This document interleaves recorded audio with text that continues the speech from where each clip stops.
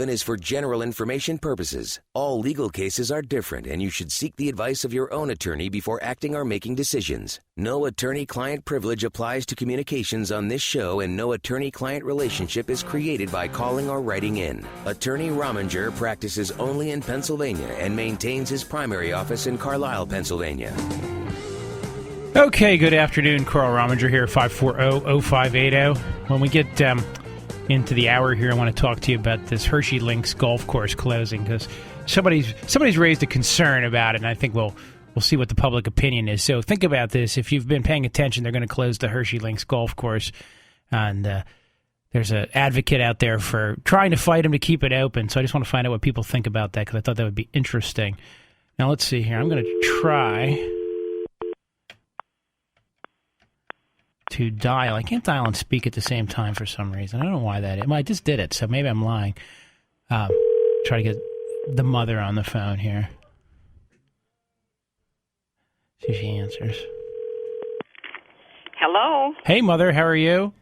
Oh, I'm fine. How are you? Good. You're live on the air. I need to tell you that before you tell me any of those other stories about my brothers. You know, the embarrassing ones. Okay, I'm on the air. I'm aware of that. I won't tell any bad stories. Okay. What's new and exciting? Has it got the heat wave up there in New York too? Yes, we've had it. Today is much better. We're down to about 75, and the humidity has dropped enormously. But the last 3 days have been almost unbearable. It's like being in the desert in a windstorm. Well, all I'll point out is two important factors here. Is you eschew air conditioning, as you did all my life. So I was essentially raised in a bunker. And second of all... That's true. Second of all, it's hard to explain to the people down here. I try to explain that when you live by a Great Lake, the one thing you can count on is that the weather can cool off a lot faster than it does down here. Absolutely. Where if it gets up to 95 all day, last night we had a nice cooling rain, but a lot of times... You know, the pavement just keeps baking you all night, and by the time the sun starts to come up in the morning, it's still radiating. Absolutely, yes. And that's kind of where we were, say, 2 days ago. It was brutal. But, again, the saving grace is the lake. It brings in the winds, and it also cools things down significantly in a day. So it's a lot different today than it was yesterday. So just, and I know you also think Facebook is the devil. So I was just going to point out that if you were on Facebook, you could see that I just posted that I was going to call you, and somebody from town there is actually listening because they posted back. So there you go. It's instant communication all around the world. But you don't know anything about that yet, so I guess not. So what else is going on? What's going on in your garden? Because I'm going to get to recipe here in a minute, but. Growing in my garden, I planted late, so I did get a couple of peppers long yellow peppers out of the garden, not hot ones, and I have gotten some lettuce out of it. Mm-hmm. No tomatoes yet? Pardon? No tomatoes yet? No, they're starting, but I planted very, very late. Yeah. So we're just kind of waiting things. If you could give me the word, let me know when the tomatoes are coming. I may make the trip north. Okay. Bring the boy along. That would be good. So we wanted to bug you for a recipe. Did you have one that the listeners could try out? I do, and I'm going to send it to you, but I can tell you it's called 1-2-3 cake. It's another cake. Yep, it is. I must have grown up eating a lot of dessert. No, I think it's probably because I like to look at the recipes, and this one actually was given to us by one of our townspeople, and it's very simple. And it takes, all of about 3 minutes to put together, and you bake it in your microwave. Yeah, okay. Well, that's a twist. So I will put that out. By the way, I was in the sixth grade when we got a microwave, wasn't I? Yeah, we do have a microwave. We've had one for years. Well, yeah, I know, but I think I was like 12 when we got our first microwave. Well, probably. And then I'm going to also send a fresh apple cake, which my friend Janice has made for years for her family, and it's delicious. So we're getting 2 recipes? 2 recipes. Oh, my gosh. Yep. All right, Shane, can we handle 2 recipes? Is that possible? He's got the thumbs up, Mom. You're in good shape. Okay, that's great. I also hear you're taking my little brother out for his birthday this weekend. I am. That'll be tomorrow, and he'll get taken out along with his girlfriend. All right. Well, I wish him a happy birthday already, but pass it on my condolences again to his age. And you just had a birthday, too. Well, I know. They made a big deal of it down here. Did they? Yeah. R.J. Harris, the morning show guy, made a comment that he was surprised to learn I was only 40 after having looked at me. He decided that being a lawyer must be a truly stressful and aging job because I looked like I was 60s. Wow. Yeah, I know, right? Wow. That from a guy who has to take fish oil pills, whatever. Oh, okay. Well, whatever, that's the way it goes. All right, Mother. We'll look forward to the recipes. Love you. I'm going to take some callers and get their questions answered here, okay? Okay, give me a call later. All right? I will. Bye.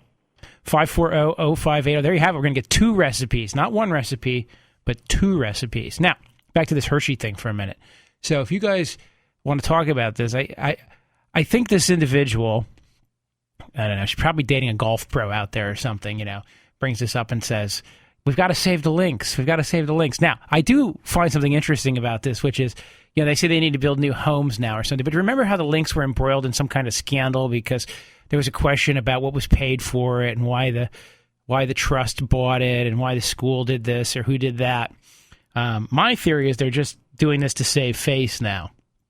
And that because the number of kids in the Hershey school has only gone up by 3 in the last couple decades, while the endowment's gone up to $1 gazillion. There's some great articles in the Philadelphia Inquirer on that if you want to look it up, but you don't hear much about that in this end of the state. Apparently, Patriot News is not allowed to criticize the Hershey Trust, probably. That's my theory. That's why you have to read all the good stuff in the Philadelphia Inquirer, which, by the way, all good news is in the Philadelphia Inquirer, but it's interesting when you start looking at how they cover this region versus how we cover ourselves. Of course, how we cover their region and our suspicions about them are very high as well. So, what would one make of that? I don't know. What else we talked about in the first hour, some of the things going on with the IRS and the NSA. If you want to talk about the legal aspects of that, I'm happy to do that. And I just wanted to, again, thank the 912 Patriots of Adams County for having me. If you have an organization or a group and you want me to come in and talk about gun laws or any other legal issue that's important to you guys, or just a general gist of the Constitution and liberty, I'm happy to do that. And you just contact at the office, romingerlaw.com, or the office number is 717-241-6070, 717-241-6070. And let us know and ask for Shane. He'll get in touch, schedule me. The only thing we try to do is not make it during the workday if possible. We'll do weekends, too, if we have to. And I've been thinking about doing another one of these, go to Harrisburg Beer and Cigar after the show and do another round table like we did once before, which worked really well. So maybe we'll think about doing that in the next few weeks. Anyhow, and that reminds me, by the way, if you haven't been to Harrisburg Beer and Cigar, stop over there. They've got this giant walk-in humidor, an incredible selection of beer. I would say some of the better prices around. And that selection of cigars is just astronomical. And I'm not exaggerating this, but I'd like somebody else to go over there and verify it. So call in here if you've been in their humidor and verify it, because I know my friends who listen to the show keep saying, are you sure it's as big as you say it is? And I keep saying, well, drive over to Harrisburg and check it out. It's actually worth the day trip because they have a lounge. You can even buy some beer there and drink the beer in the lounge while you smoke your cigar. I guess that's all legal if it's done the right way. So you have to walk the beer out and walk the beer back in and do all those good things. But it's a great spot. And the lounge itself is just a great place to hang out and smoke a cigar so that you don't have to stink up your car or get in trouble with your spouse or boyfriend or whatever. Also, if you need to liquidate an estate or business, I recommend you call RJ Gold Auctions. He can buy outright or sell your items at auction. RJ Gold can be reached at 645-0061. He purchases outright items such as medals, pins, patches, tokens, awards, and badges, and most historical collectibles. He can pay you right away. RJ Gold, 645-0061. He's at 3712 North 6th Street in Harrisburg, PA, licensed auctioneer AU005798. Again, that's RJ Gold.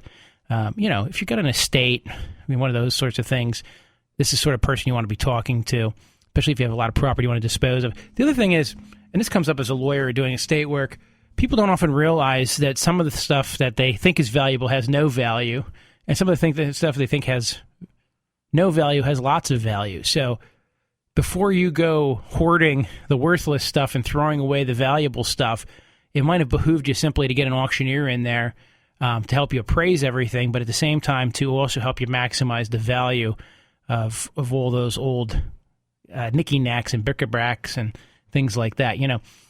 When we all go, and I guess it's going to happen to me someday too, my deer heads, my very precious deer heads that I obsess about will become nothing more than restaurant decorations to somebody else, but they still have value. So I don't want my heirs selling my giant, massive buck that I have on the wall, for $150. I want them to get at least $200 out of that thing. Now, realistically, it's probably going to sell for like $72, but still, it's a beautiful deer. 540-0580, back after the break.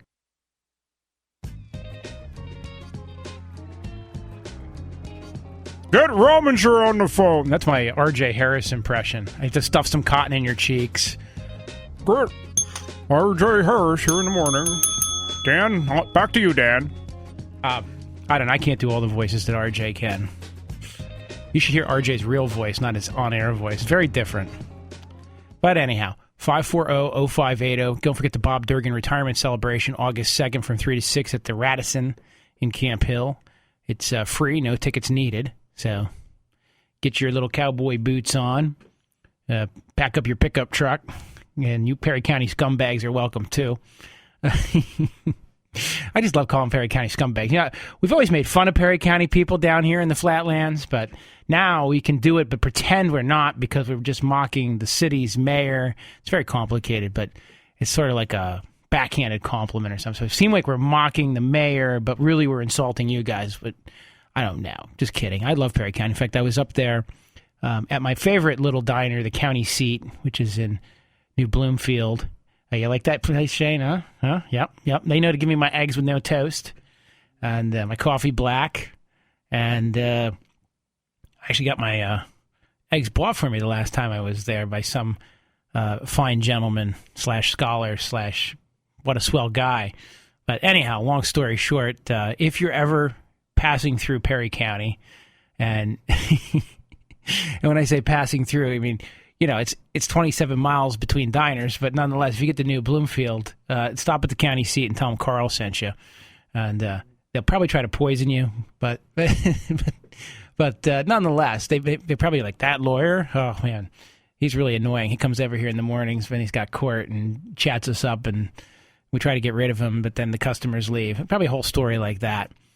540-0580. Of course, we answer your legal questions here, and we answer all kinds of legal questions. So if you've got one, and when I say, you've got one, I mean a legal case, a legal decision, you have a custody issue in your life, or somebody, needs a medical power of attorney, whatever it may be, feel free to contact us here and get your questions answered. And, of course, throughout the week, you can go to romingerlaw.com and look us up or call our office at 717-241-6070. If you can hear this signal, we can probably help you. And in the last couple of years, I've been able to help a lot of people who listen to this show off the air. And a lot of times, it's just like it is here on the air. It's just a simple call-in with a quick question, and I really don't even get to bill you for it. Other times, it's a call-in with a quick question where I say, heck yeah, you need to get in here right away, and then I get to bill you for it, right? Because that's the goal, ultimately, as a lawyer. I want to be able to bill you once in a while. But I want to be able to do it reasonably and give you a good return on your investment. And so we try to do that. 540-0580 to get your questions answered free here on the air, of course. And remember, again, I always tell you guys this, but every legal situation is different. So if you think that what you heard me telling some other caller applies to you, you might be right or you might be wrong, but there's no way to know that. I have a client right now who's facing a third offense DUI, and they're from out of state, and they got in trouble in one county here in Pennsylvania, and that county doesn't really give house arrest, or at least straight house arrest. You've got to do some jail time. Now, like everybody else in the world, my client doesn't want to go to jail. Just doesn't want to go. I mean, you got to drag him there, kicking, screaming, probably in handcuffs, right? And, he did bad, so he should go to jail, whatever the theory you might have is. That's all fine and good, but let's just accept the precept that in some counties he wouldn't go to jail at all. So he keeps sending me news clippings explaining to me why, I needed to be doing a lawyering job here and how I should be able to figure out how to get him house arrest because he's got, and you look at the clippings like, okay, that guy's in Berks County. That guy's in Montgomery County. That's a second offense DUI lifetime, but first offense for mandatory. That's a third offense lifetime, but second for mandatory in Philadelphia County. But my point is, what's different about his case and all the other cases he's looking at is only one thing: the geographic location where it occurred, which affects what county judge he goes in front of and what district attorney prosecutes him. And in this case, that particular county that I'm talking about has developed a system of standard formats for DUI offenders, which include some house arrest and some work release. And they really don't deviate from it. We have a few other counties in this particular area that generally do the same format, but every once in a while will deviate from it. And we have other counties that come to mind where you have to work to get into jail, even if it's a second offense DUI, and often even a third offense DUI if a person is showing signs of willingness for rehabilitation, can often avoid jail as well with a form of very intense house arrest. So when you hear a question answered in the law, because there's so many variables, what judge are you going to be in front of? What courtroom are you going to be in? Who's prosecuting it? Who's defending it? Who's going to be the plaintiff's insurance carrier, or the defendant's insurance carrier? All those things can change the way we look at a case, and then all the little facts and exceptions. So again, when you leave this show, I just want you to leave with the idea that we're all getting a little general knowledge here, and maybe just enough to be dangerous if we assume that we have all the information. Because I can't possibly, in many cases, give somebody all the information. Think of this more as guidance or quick answers. And as you know, even earlier today, I'm like, I don't know. I mean, you got a good question there, buddy. Your land use issue is very curious to me. But I don't know the answer off the top of my head. I'm going to have to look it up. And, of course, in order if I'm going to look it up, I'm going to spend a few hours researching it, and then somebody would have to pay me for that. John, you're on WHP 580. How are you? Hey, how you doing, Carl? Good. I'm trying to find the freaking paperwork. My wife hid it on me. Anyway, here's my question. My mom passed away a couple years ago. Okay. Now I got an insurance company contacting the family saying, there's a policy out here. So I got to get the death certificate. I got to get all my brothers to sign this paperwork and get it notarized and everything. Uh-huh. But they won't give me any information about it. Hmm. Is there, like, a place where you can go to... Well, there are some insurance exchanges, but they won't give you any information like how much money's there. No. That's why I'm trying to find the paperwork. Is it a reputable company? That's a good question. I might have to find the paperwork and call you back one day. Yeah, or Google their name, you know what I mean, and just check them out. Yeah, I mean, I don't know if it's somebody just trying to get all information or if there's a legitimate policy out there, because what happened was, my older brother had to pay all the doctor bills and pay for the funeral costs and everything because, they didn't find any paperwork. Right. And the policy that she had went to the woman that was living with her, taking care of her. Mm-hmm. And she didn't pay for anything. And now all of a sudden, out of the blue, they're saying there's another policy out there. So is there, if it's a reputable company, can I just contact them and say, hey, I'm the next of kin? Is there a policy there? Yeah, they would usually be willing to. I mean, to me, it seems like they would give you some more information. And so you want to be careful, because if they're saying, well, we need this information and we need these taxpayer ID numbers and Social Security numbers, and next thing you know... yeah, fraud on me. Fraud on you, right. Yeah.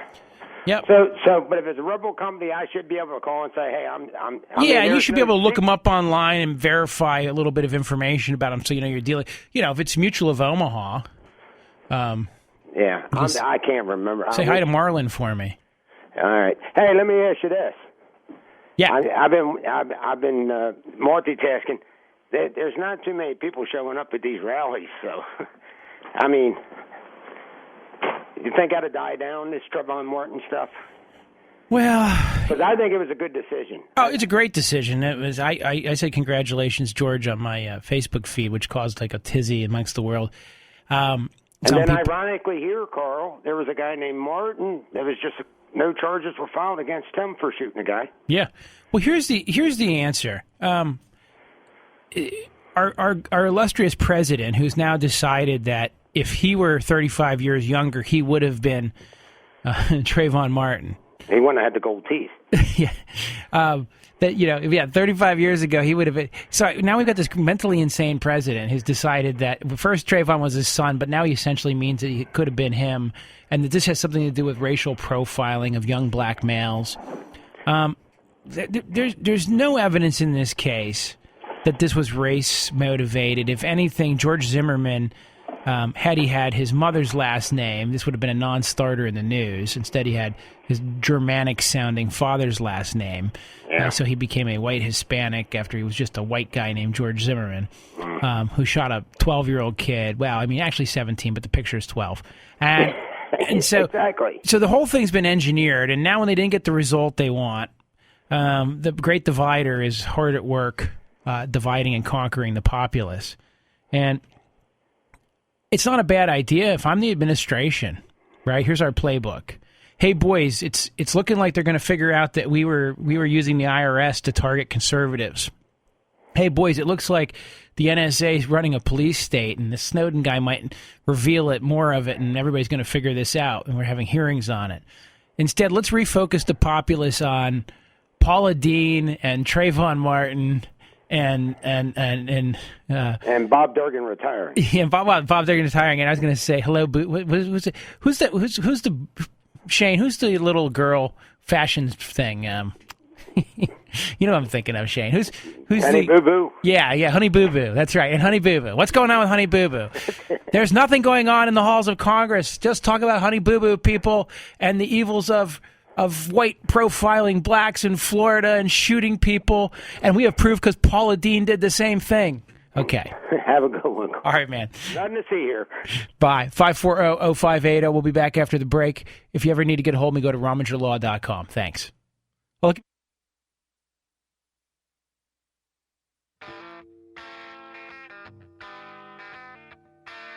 Okay. We're going to talk about some stuff here. Just a reminder.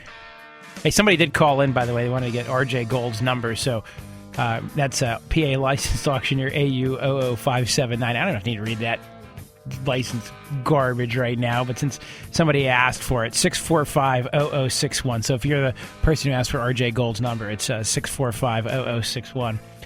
And talking about Mary Jane, right? I heard... Oh, yeah. Kim Basinger looks pretty good for a dead woman in this video, I'll tell you that.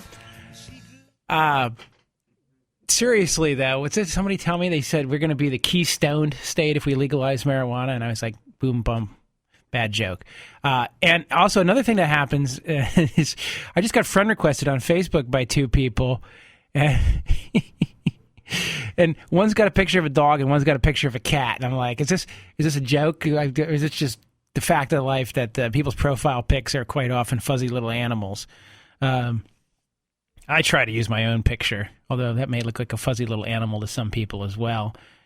Jay, you're on WHP 580 with Carl Rominger. What's going on? Hey, Carl, you think it's hot? Try doing theater outdoors this week. Oh, yeah. Yeah. Hey, listen, previous guy, I wasn't going to call, but the previous guy, I've heard him 2 days in a row. And I do think what happened down in Florida was the correct verdict. Right. I'll tell you that. But he referred to the Trayvon's gold teeth 2 days in a row. So we all have prejudices. Now, see, that's the kind of thing I can't. So what? I see all these people, white people with tattoos. I can't figure it. But what gets me is I'm sitting here and you talk about the 912 groups. Correct. Now, I know I'm getting far from the law. But I get a mental picture of a bunch of guys with baseball hats that never come off and kind of pot bellies that are, with T-shirts with language that you wouldn't have in church or something. Is that a good mental picture? No. What's the 912 Club all about? Okay, well, the 912 people, how best to describe them? They look like middle-aged Americans. Some of them are older, some of them are younger. Good cross-section of the society. I didn't see... It didn't look like I was at level 2 in Harrisburg on club night either, okay? I mean, I mean by that is people aren't dressed up like in miniskirts and things like that. But no, it looks like a regular cross-section of what I would call middle America. And, so the leader of the group when I was down there looked like he might have just jumped off a Harley-Davidson motorcycle. A couple of the other people looked like they just walked out of a business meeting. And there was a collection of older folks who looks like they might have been interviewed by Tom Brokaw for The Greatest Generation. So what is the purpose? Why 9/12? What is? I don't completely understand. This is some Glenn Beck Tea Party creation. And they are fairly conservative and fundamental in some ways. But they also have a strong libertarian bent. Mm-hmm. And in fact, their members aren't in complete agreement. All they seem to agree on is defending the Constitution and a basic respect for God, I think, would be the best way to say it. Okay. So it's not something that is exclusively dealing with, say, gun rights. No, and in fact, the stuff that they're into is all kinds of stuff. And I liked the way they opened the meeting in Adams County. Was the first, and he's not their leader. He's the facilitator because they don't have a leader of the group. They just have somebody who has to organize it. So he just starts it off, and then people do what they want to do. But his questions were, so who has been to a township meeting since the last meeting? Like 3 people raised their hands.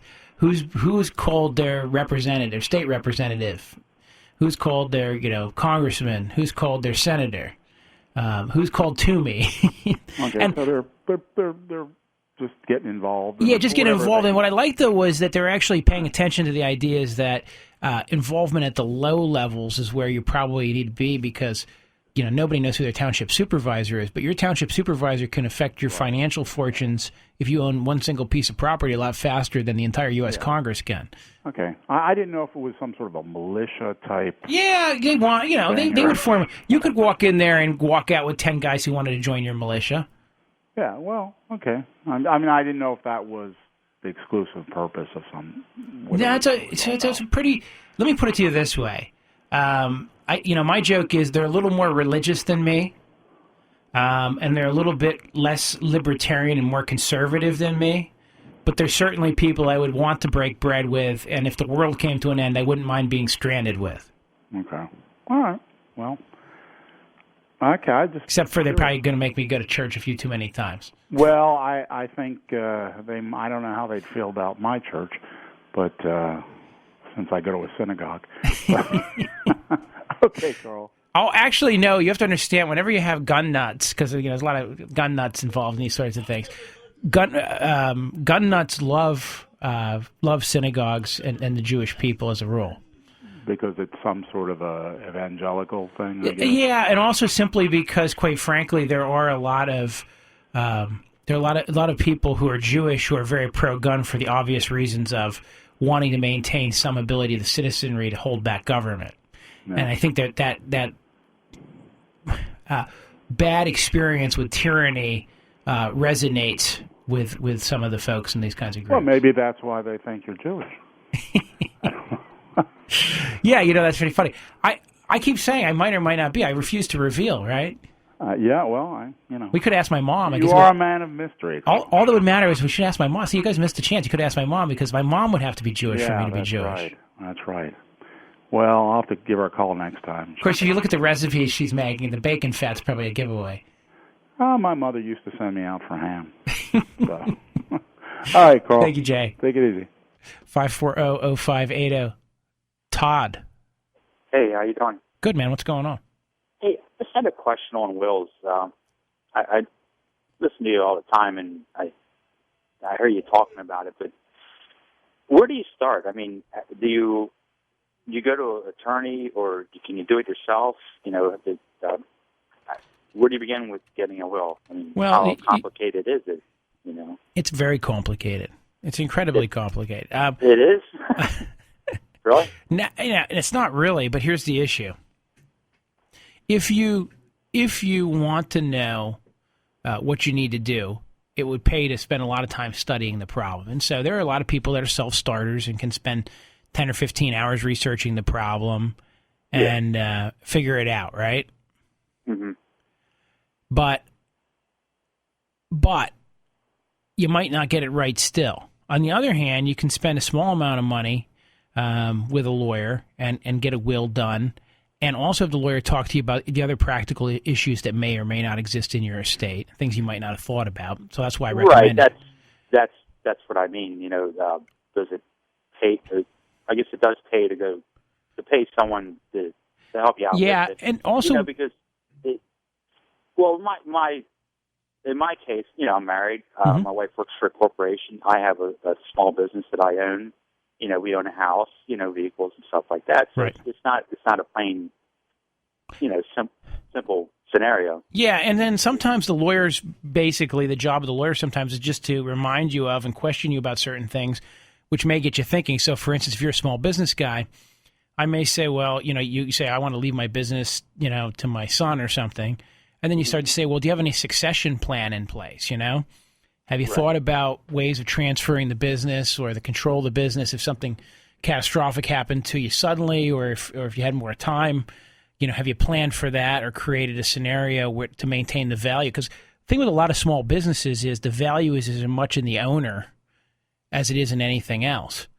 So maximizing the value really requires you to protect the value, and protecting the value might be making sure that all the customers and people know that there's continuity.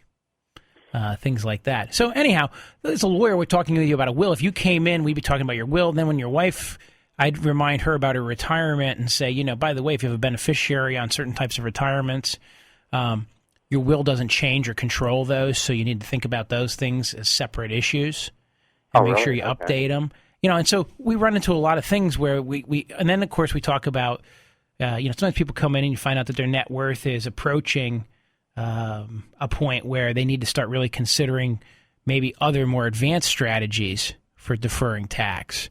I was just talking to another lawyer who was telling me about using trusts as ways of passing down wealth to avoid kids giving up money in divorces and paying death taxes on them, and how if you use a multi-generational trust, it may. And as I said to the other lawyer, I said, well, it doesn't do the average person a lot of good to start one of these things. But the answer to that is right. It doesn't do you a lot of good to start one, but 3 or 4 generations down the road, you might have created a legacy, that's really built up even from modest means. So there's a lot of different things you can think about and do, and the lawyer can help you just kind of see what the gambit is and then go from there. I see. All right. Okay. And you guys can take care of that. Yeah. And you know what? So, we actually, as part of this program, if you call our office, we'll send you a will kit. And you can ask for a free will kit, and we send that out. You fill it out, you meet with me, and you get a free will.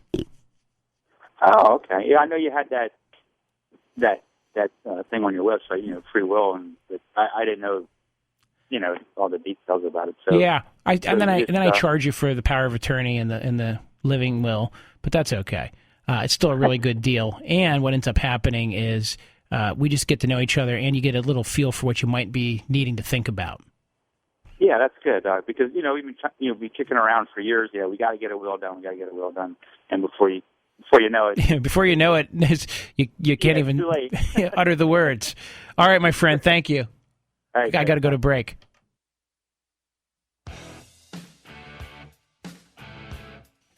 So, Detroit's going bankrupt, and I keep hearing everybody else making fun of Obama, saying he's not going to let Detroit go bankrupt. I'm not sure he literally meant the city. I think he meant like the auto industry, and it's being so taken out of context, so I'm going to side with the president on that one. That said, here's what the interesting thing is. Until mid-June, everybody thought that the pensions were fine. Out of nowhere, they discovered a $3.5 billion hole in Detroit's pension system, courtesy of calculations by the firm's emergency manager. And I'm taking this from New York Times article here. And it says, retirees were shaken. Pension trustees said it must be a trick, and holders of some of the bonds realized they had big problems. Summarizing again. But what it is for several years, little known in the rest of the world, they're saying there's been a fight over the actuaries on how to calculate the value of pensions that'll be paid in the future. And what the problem is that they're saying that there's a possibility that there was a fundamental error for decades had been ingrained into annual actuarial standards of practice, that certain calculations were always done incorrectly. That over this time, if that mistake had worked its way into generally accepted accounting principles and been overlooked by outside auditors, that created a problem. So it says, since the 1990s, the era has been making pensions look cheaper than they truly are. So if a city really has gone beyond its means, no one can see it. When the taxpayers find out, they're going to be absolutely furious.